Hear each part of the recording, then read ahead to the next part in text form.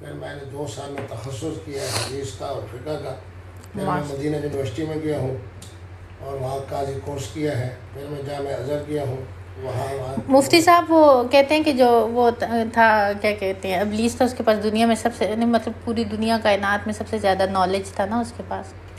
دیکھیے بات یہ جامعہ ازہر ابلیس کے پاس نا، جامعہ ازہر کے بارے میں 2 باتیں کہہ سکتا ہوں. جامعہ ازہر نہیں، ہاں میں کہہ رہی ہوں کہ ابلیس جو تھا اس کے پاس سب سے زیادہ نالج تھا، آپ کو پتہ ہے، پھر بھی بگڑ گیا تھا. قرآن کہہ رہا ہے، میں تو نہیں کہہ رہا. رائے رات سے مطلب بھٹک گیا تھا اور بات یہ ہے کہ یہ بات تو اللہ کا عذاب آیا تھا اس پہ. بات سنیں، یہ تو قرآن کہہ رہا ہے نا، میں تو نہیں کہہ رہا.